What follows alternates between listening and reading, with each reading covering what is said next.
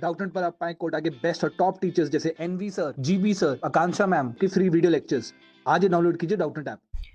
Hello everyone, आज का जो हमारा टॉपिक है अब वो थर्मोडायनामिक्स पार्ट 2, यानी कि यहाँ पे अब हम कंटिन्यू करेंगे पार्ट 1 को।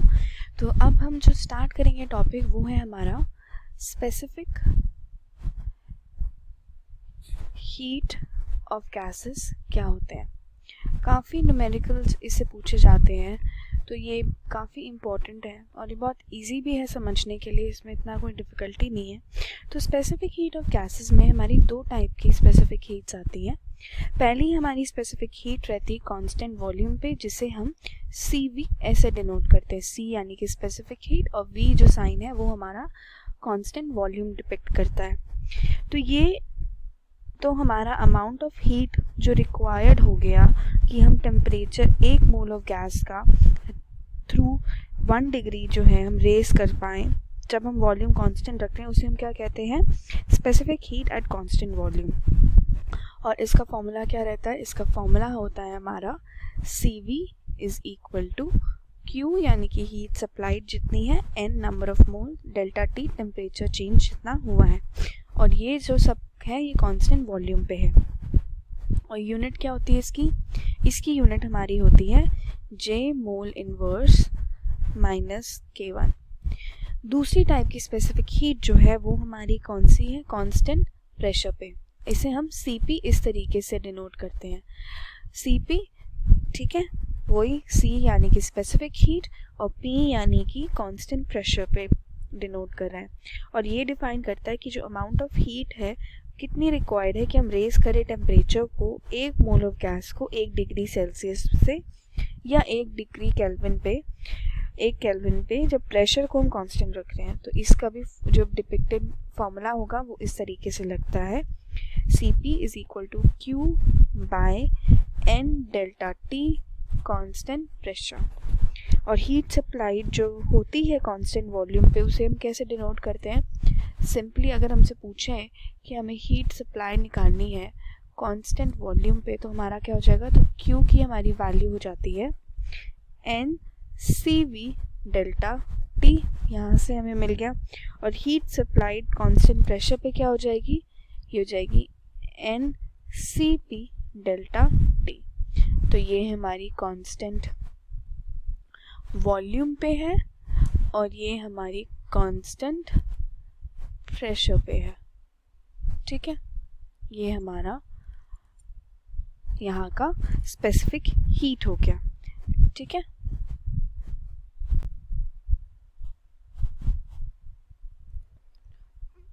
अब नेक्स्ट है हमारा, अगर हमें अब इंटरनल एनर्जी निकालनी हो तो वो कैसे दिखाई जाती है। तो इंटरनल एनर्जी ऑफ गैस अब हमें चाहिए, ठीक है, उसे हम कैसे डिनोट करते हैं, U से। तो जब हीट को कम्प्लीटली हम यूटिलाइज कर देते हैं कि वो इंक्रीज करे हमारी इंटरनल एनर्जी, तो उसको हम क्या डिफाइन करते हैं, फिर वो हमारी हीट के टर्म्स में लिखी जाती है NCV डेल्टा T, जैसे अभी हमने हीट लिखा था, ठीक है। और यहाँ पे अगर हम इंटरनल एनर्जी को 0 ले लेते हैं T इक्वल टू 0 पे, taking internal energy to be 0 at T equal to 0, हम सिंपली इसको कैसे लिख सकते हैं फिर कि U is equal to NCV T। ये भी हम इसको इस तरीके से लिख सकते हैं। अब जब हम बात कर रहे हैं CP CV की, तो हमें ये भी पता होना चाहिए कि दोनों में से कौन सा हमारा ग्रेटर रहता है। तो ये हमारा जो CP यानी कि स्पेसिफिक हीट जो हमारा कांस्टेंट प्रेशर पे है वो ग्रेटर होता है कांस्टेंट वॉल्यूम के स्पेसिफिक हीट से, ठीक है। जब हीट को हम सप्लाई कर रहे हैं गैस में कांस्टेंट प्रेशर पे, तो हीट यूटिलाइज होता है। हीट यूटिलाइज होता है तो वो एक काम क्या करता है, वो इंक्रीज करता है पहले तो इंटरनल एनर्जी गैस की, ठीक है। और दूसरा क्या करता है, वो कुछ एक्स्ट्रा वो एक्सटर्नल वर्क करता है, ठीक है, वो एक्सटर्नल वर्क करता है गैस का, external work done by the gas, ठीक है। अब फर्स्ट लॉ को आप रिमेंबर करो, तो फर्स्ट लॉ हमारा क्या डिफाइन होता है, delta DQ is equal to DU plus DW, ठीक है। तो अगर हम DQ की वैल्यू डालें तो यहाँ क्या हो जाता है, NCP D T is equal to D U की डाल दी n C V D T plus D W. तो यहाँ से डी डब्ल्यू हमारा कितना हो जाएगा, ये हो जाएगा हमारा N C P minus C V, ठीक है, प्लस इंटू डी टी, ऐसे लिख सकते हैं हम, ठीक है। यहाँ से अब इसको लिखने के बाद अगर हमारा वर्क डन जो कांस्टेंट प्रेशर पे हो रहा है तो जो डी डब्ल्यू है और डी टी जो है वो क्या होंगे, पॉजिटिव, ठीक है। तो हम लिख सकते हैं कि C P minus C V जो है वो ग्रेटर रहेगा 0 से, यानी कि सी पी जो है वो ग्रेटर है सी वी से। ये हमारा था कि सी पी हमारा बड़ा रहता है सी वी से। अब नेक्स्ट हम आगे बढ़ते हैं। अब आगे हम देखेंगे कि मायर्स इक्वेशन क्या कहलाई जाती है। मायर्स इक्वेशन कांस्टेंट प्रेशर पे अभी हमने निकाला था, तो हमारा डी डब्ल्यू कैसे लिखा जाता है, C P minus C V multiplied by N, ये हो जाता है डी टी, ठीक है। और आइडियल गैस इक्वेशन क्या होती है, आइडियल गैस इक्वेशन में P V is equal to N R T होता है, ठीक है। और यहाँ से अब हम क्या लिख सकते हैं कि इसको अगर हम डिफ्रेंशिएट करें तो ये हो जाएगा P D V is equal to N R D T, ठीक है। और ये हमारा किस पे हो रहा है, ये हमारा कांस्टेंट प्रेशर पे हो रहा है।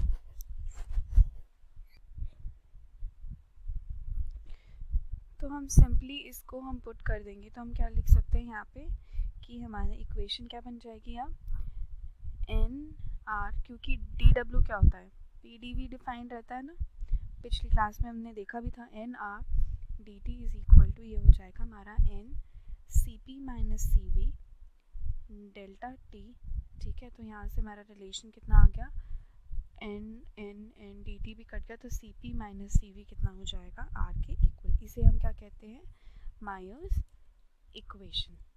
ये हमारी मायर्स इक्वेशन कहलाई जाती है। अब रेशियो अगर हमें निकालना हो स्पेसिफिक हीट का, तो वो हम कैसे निकालते हैं, ratio C P is to C V हमें निकालना है, ठीक है, क्योंकि वो कांस्टेंट होता है गिवन गैस के लिए। तो अब हम यहाँ पे बात करेंगे रेशियोज ऑफ स्पेसिफिक हीट्स। तो ये इसलिए निकाल रहे हैं क्योंकि जो रेशियो आता है स्पेसिफिक हीट्स का वो कांस्टेंट रहेगा एक गिवन गैस के लिए, ठीक है। और उसे डिनोट कैसे करते हैं, हम गामा से डिनोट करते हैं। तो गामा से हम लिख सकते हैं C P by C V, ठीक है। तो यहाँ से हमारा सी पी कितना हो जाएगा, गामा सी वी, ठीक है। तो मायर्स इक्वेशन आप निकालिए, तो C P minus C V जो है वो आर के इक्वल हो जाएगा सिंपली। तो हम यहाँ से क्या लिख सकते हैं, यहाँ से हम लिख सकते हैं, यहाँ से वैल्यू निकालने, gamma C V minus C V is equal to R. तो ये वाली इक्वेशन फाइनली कैसी हो जाएगी, C V is equal to R gamma minus 1, और सी पी हमारी कितनी हो जाएगी, gamma R gamma minus 1। Simply हमारी ये इक्वेशन बन जाएगी स्पेसिफिक हीट के लिए। तो ये हमारा अब तक जो हमने डिस्कस किया स्पेसिफिक हीट, रेशियोज निकाल लिए, रिलेशन क्या होता है constant volume constant pressure specific heat में, और कौन सा बढ़ा रहता है वो हमने फाइंड आउट कर लिया। हमने रिलेशन इंटरनल एनर्जी के और हीट के सी वी और सी पी के उसमें हमने निकाल लिए। अब हम आगे बढ़ेंगे और अब हम आगे बात करेंगे अब थर्मोडायनामिकल प्रोसेस की। चलिए अब हम डिस्कस करेंगे थर्मोडायनामिक प्रोसेसेस। तो पहला प्रोसेस जो हम डिस्कस करेंगे यहाँ पे वो हमारा है आइसोथर्मल प्रोसेस। चलिए, आइसोथर्मल प्रोसेस है जिसमें टेम्परेचर जो गैस का होता है वो कांस्टेंट रहता है। तो टेम्परेचर हमारी जो गैस का होता है कांस्टेंट रहता है। इसको हम ऐसे भी लिख सकते हैं कि डेल्टा टी जो होगा चेंज इन टेम्परेचर वो क्या हो जाएगा हमारा 0। अब डेल्टा टी हमारा 0 हो जाएगा तो यू हमारा कितना होता है N C V delta T, अभी हमने निकाला था। तो हमारा यहाँ से डेल्टा यू कितना हो जाएगा फिर ज़ीरो हो जाएगा। तो फर्स्ट लॉ जो होगा वो ब्रेक डाउन होके क्या हो जाएगा, delta Q is equal to delta W.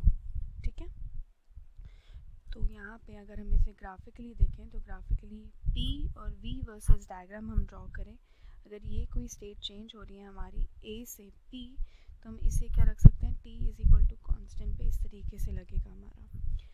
तो अगर हमसे पूछा जाए कि हम वर्क डन निकालें ऐसे प्रोसेस के लिए, तो वर्क डन हमारा कैसे डिनोट किया जाएगा, फिर हमारा वर्क डन हो जाएगा W is equal to NRT ln V2 by V1 is equal to NRT ln P1 by P2। ठीक है, अब क्योंकि हमारा जो T जो है वो कांस्टेंट है आइसोथर्मल प्रोसेस के लिए, तो गैस क्या ओबे करेगी, हमारी बॉयल्स लॉ ओबे करेगी। ठीक है, तो हम सिंपली क्या लिख सकते हैं कि PV हमारा क्या हो जाएगा फिर कांस्टेंट। तो ये भी एक हमारा रिलेशन फाइंड हो गया। तो ये सारी चीज़ें ना हमारी वैलिड रहेंगी अगर हमें न्यूमेरिकल में दिया है कि स्टेट चेंज हो रही है आइसोथर्मल प्रोसेस से, तो ये इक्वेशंस का हम यूज़ करके निकाल सकते हैं जो भी हमें डिज़ायर्ड वैल्यू पूछा गया है। नेक्स्ट प्रोसेस अब हम देखेंगे वो है हमारा एडियाबैटिक प्रोसेस। तो अब नेक्स्ट हम पढ़ेंगे एडियाबैटिक प्रोसेस। एडियाबैटिक प्रोसेस वो है कि प्रोसेस जिसमें जो हीट ट्रांसफ़र रहता है वो नहीं रहेगा, तो यानी कि जो चेंज इन हीट जो रहेगा वो क्या हो जाएगा हमारा ज़ीरो। तो फर्स्ट लॉ अगर हम निकालेंगे तो डेल्टा यू जो है हमारा क्या हो जाएगा माइनस डेल्टा डब्ल्यू से, फर्स्ट लॉ हमारा ये देगा। तो गैस को अगर हम इंटरनल एनर्जी डिक्रीज़ करेंगे तो टेम्परेचर डिक्रीज़ करेगा, तो जो वर्क डन हमारा एडियाबैटिक के केस में हो जाएगा वो हो जाता है NRT1 minus T2 bye gamma minus 1, यानी कि P1 V1 minus P2 V2 bye gamma minus 1। तो एडियाबैटिक प्रोसेस के लिए जो गैस ओबे करती है वो क्या हो जाती है, PV gamma is equal to constant. ठीक है, या हम यहीं से इसे डिफरेंट फॉर्म्स में अब हम अगर वॉल्यूम और टेम्परेचर की फॉर्म में रखेंगे तो ये कितनी हो जाएगी, TV gamma minus 1 is equal to constant, और यहीं पे प्रेशर और टेम्परेचर की फॉर्म में हो जाएगा T gamma P1 minus gamma is equal to constant.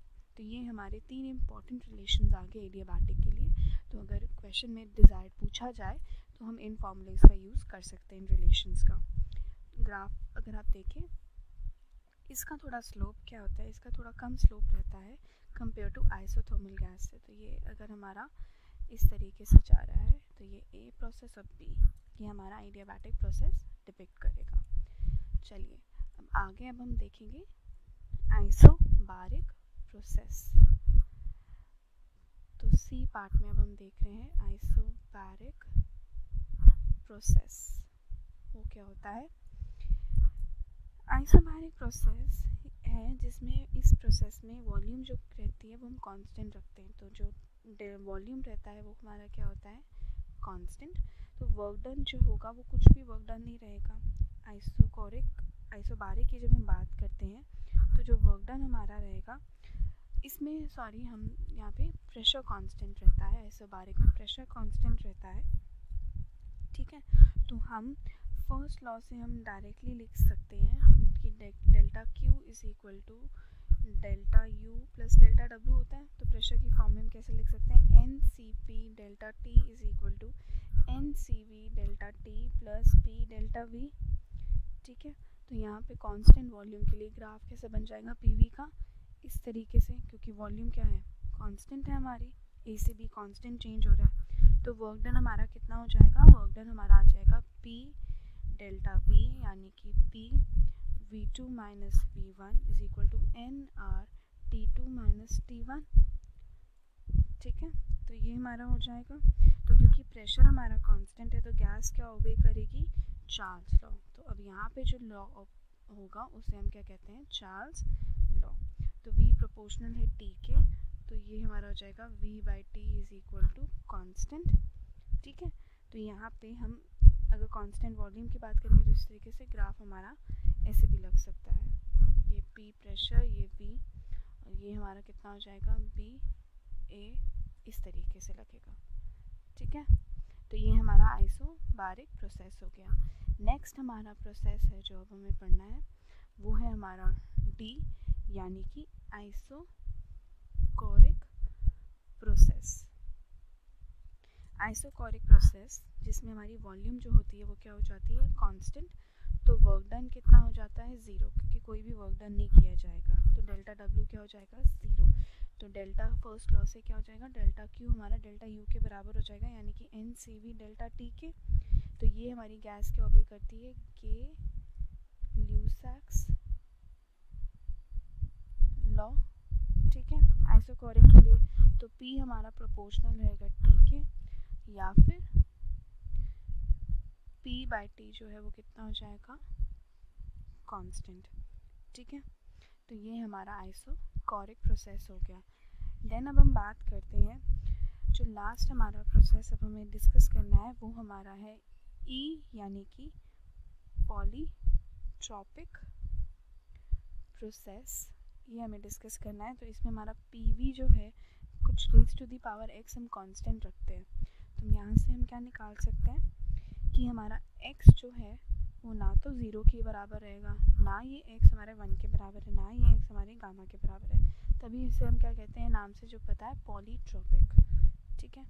तो x जो है हमारा क्या हो गया, पॉलीट्रॉपिक इंडेक्स हो गया गैस का, ठीक है। इसे हम ऐसे डिफाइन करते हैं। अब हमसे अगर ये पूछा जाए फॉर एग्जांपल कि अगर इक्वेशन फॉर्म में अब हमसे पूछा जाए कि मोलर स्पेसिफिक हीट अगर पॉलीट्रॉपिक प्रोसेस की है तो वो CV हमारा कैसे लिखा जाएगा, C is equal to CV minus R by x minus 1 यानी कि R by gamma minus 1 minus R by x minus 1, ठीक है। इस तरीके से लिखा जाएगा। और वर्क डन जो होगा पॉलीट्रॉपिक प्रोसेस के बीच में वो कितना हो जाएगा, W हो जाएगा हमारा NR T1 minus T2 by कितना, x माइनस 1 यानी कि P1 V1 minus P2 V2 whole divided by x minus 1, ठीक है। ये हमारा हो जाएगा polytropic process. Then reversible process, कुछ वर्ड्स हमें पता होने चाहिए कि हमारा रिवर्सिबल प्रोसेस क्या कहलाया जाता है। तो रिवर्सिबल प्रोसेस हमारा हो जाता है जो प्रोसेस जिसमें हम एक को रिप्लेस कर सकते हैं ऑपोजिट डायरेक्शन में, one which can be retraced in opposite direction, ठीक है। और यहाँ पे हमारी साइक्लिक प्रोसेस की क्या बात होती है, अगर हम साइक्लिक प्रोसेस हमें गिवन है तो एक साइक्लिक प्रोसेस में क्या सिस्टम जो है अपनी इनिशियल स्टेट पे वापस आ जाता है। तो साइक्लिक प्रोसेस के लिए जो है हमारा डेल्टा यू क्या होता है, 0 के इक्वल, और फर्स्ट लॉ से हमारा डेल्टा क्यू जो होगा वो वर्क डन डेल्टा डब्ल्यू के बराबर हो जाएगा। तो ये हमारा कहलाया जाता है साइक्लिक प्रोसेस। अब ये थी हमारी आज की थ्योरी। अब हम क्वेश्चंस 2-3 प्रैक्टिस कर लेते हैं जो इससे बेस्ड हमारे पूछे जाते हैं। चलिए पहले क्वेश्चन पे।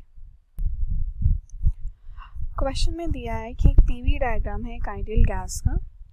वर्क डन हमें निकालना है गैस का प्रोसेस ABCD, इस प्रोसेस में निकालना है। यहाँ हमें छोटा सा एरर दिया हुआ है, ये सब V0 है, तो सिंपली नोट डाउन इसको V0 कर ले। चलिए वर्क डन, अभी हमने पढ़ा था वर्क डन हमारा क्या होता है, या तो हम P डेल्टा V डिफाइन करते हैं, या जब हमें ग्राफिक उसमें रिप्रेजेंटेशन में दिया होता है तो हम उसे लिखते हैं एरिया अंडर दी कर्व, ठीक है। तो हमें जो प्रोसेस दिया है वो कहाँ दिया है, ABCD, तो हम सिंपली क्या लग सकते हैं, वर्क डन जो हमारा पहले AB में होगा इस पार्ट में, फिर वर्क डन जो हमारा BC में होगा, और फिर जो वर्क डन हमारा VCD लास्ट होगा। तो 3 पार्ट्स में इसको इस तरीके से हम डिवाइड कर लेंगे। तो वर्क डन अगर हम AB में देखें तो ये V0 से चेंज हो रही है, टू V0 से जो हमारा वॉल्यूम है चेंज होकर V0 पे आ रहा है। तो हम सिंपली क्या लगाएंगे, P डेल्टा V, ठीक है। तो यहाँ से हम क्या लिख सकते हैं इसे, P0, ठीक है, सिंपली हो जाएगा ये P0। हमारा V0 फाइनल हो रहा है तो फाइनल माइनस इनिशियल यानी कि 2V0 minus V naught minus 2 V naught हो जाएगा। BC में जाएं तो यहाँ पे हमारा क्या है, इस प्रोसेस पे इस पार्ट में क्या है, कांस्टेंट V हमारा कांस्टेंट रह रहा है, चेंज नहीं हो रहा ना, वी नॉट ही रह रहा है, तो हमारा कांस्टेंट रह रहा है, तो W कितना हो जाएगा, वर्क डन 0। फिर VCD पे जाएंगे तो यहाँ से हमारा वी नॉट चेंज होके क्या हो रहा है, 3 वी नॉट, तो ये कितना हो जाएगा हमारा plus P naught, 3 V naught minus V naught. Simply ये हमारी रिलेशन बन गया। अब यहीं से इसको लिख सकते हैं हम, माइनस पी वी नॉट आ जाएगा, तो हो जाएगा minus P naught V naught plus 2 V naught P naught. ठीक है, इस तरीके से हमारा आ जाएगा इनिशियल माइनस करके, क्योंकि यहाँ पे हमारा ये कितना चेंज हो रहा था, इधर जब हम बात करेंगे तो ये हमारा वी नॉट से चेंज होके शिफ्ट होके कितना हो रहा था, 2 वी नॉट। ठीक है, ये सॉरी यहाँ पे 2 P नॉट है, तो ये वैल्यू हमारी कितनी हो जाएगी फिर, माइनस होके 4 P नॉट। तो जब हम इसको निकालेंगे ये हमारी वैल्यू कितनी हो जाएगी, हम 3 P नॉट वी नॉट के इक्वल आ गया। तो हम अपने ऑप्शंस देखेंगे, ऑप्शन सी जो है हमारा क्या हो जाएगा, करेक्ट आंसर। चलिए नेक्स्ट क्वेश्चन देखते हैं। क्वेश्चन में दिया है कि n moles of ideal diatomic gas है एक सिलेंडर में एक टेम्परेचर T पे। सपोज करना है कि सप्लाई करने पे जब हीट को हम सप्लाई करते हैं गैस को तो इसका टेम्परेचर क्या है, वो कांस्टेंट रहता है, पर n मोल्स जो है वो डिसोसिएट हो जाते हैं एटम्स में, तो heat supply to the gas हमारा कितना रहेगा। अब क्योंकि हमारी गैस क्या है, इंक्लोज्ड है वेसल में, तो हीटिंग के प्रोसेस की ड्यूरेशन क्या होगी, हमारी वॉल्यूम क्या रहेगी, वॉल्यूम हमारी रहेगी कांस्टेंट। ठीक है, तो हमारी वॉल्यूम कांस्टेंट रहेगी, तो इस चक्कर में तो वर्क डन हमारा कितना हो जाएगा, 0, कोई भी वर्क डन नहीं किया जाएगा। तो इसका मतलब कि जो हीट जो सारी सप्लाई हो रही है वो क्या हो जाएगी, इंक्रीज इन इंटरनल एनर्जी को करने में हो जाएगी, तो डेल्टा Q जो है डेल्टा U के बराबर हो जाएगा, क्योंकि वर्क डन हमारा कितना होगा, 0। तो फर्स्ट लॉ ऑफ थर्मोडायनेमिक्स से हमें ये मिल गया सिंपली। तो इंटरनल एनर्जी गैस की हम कैसे लिख सकते हैं, अगर हम लिखें सिंपल, क्योंकि हमें डायटोमिक गैस दी है तो हम इसका यहाँ से लिख सकते हैं, Cp और Cv हमने निकाला था, तो ये डायटोमिक के लिए क्या हो जाएगा, U1 अगर हम डिनोट कर दें, N Cv हमारा कितना आ जाएगा, 5/2R इंटू T। ये हो गया हमने काइनेटिक थ्योरी में पढ़ा था, आप एक बार उसके नोट्स रिवाइज कर लेना। डायटोमिक के लिए जो Cv जो रहता है वो हमारा डिफाइंड होता है 5/2R। तो सिंपली हमने वैल्यू पुट कर दी। अब क्योंकि n मोल्स डिसोसिएट हो रहे हैं एटम्स में, तो n मोल्स हो रहे हैं डिसोसिएट। ठीक है, तो जो हम हीटिंग के बाद जब करेंगे तो कितने हमारे मोनोटोनिक गैसेस में बनेंगे, n-n। तो इसलिए इंटरनल एनर्जी जो गैस की होगी वो कितनी हो जाएगी आफ्टर हीटिंग, जब हम करेंगे। तो इनिशियली तो इतनी थी, आफ्टर हीटिंग हम क्या लिखेंगे, इसे U2 लिख सकते हैं। तो U2 हमारा कितना हो जाएगा, n-n into 5/2RT plus 2n कितना हो जाएगा, ये मोनोटोमिक गैस में कितना हो रहा है, 3/2RT। ठीक है, इतना हमें दिया हुआ है, तो यहाँ पे n मोल्स में डिसोसिएट हो रहा है, तो सिंपली हम इस तरीके से इसको लिख देंगे। तो यहाँ पे हम इसे जब ओपन अप करेंगे तो रिलेशन हमारा कितना बचेगा, 5/2nRT प्लस हाफ nRT। तो अगर हीट सप्लाई हमारी कितनी होगी, हीट सप्लाई जैसे Q से करते हैं, डेल्टा Q हमारा चेंज इन डेल्टा U से, तो हम सिंपली U2 माइनस U1 निकालेंगे, तो ये कितना हो जाएगा हमारा, जो वैल्यूज़ पुट करोगे तो आप सिंपली ये तो कैंसिल आउट हो जाएंगे, तो हमें सिर्फ हाफ nRT बचेगा। तो हम अपने ऑप्शंस देखें तो हमारा ऑप्शन बी जो है क्या हो जाएगा, करेक्ट आंसर।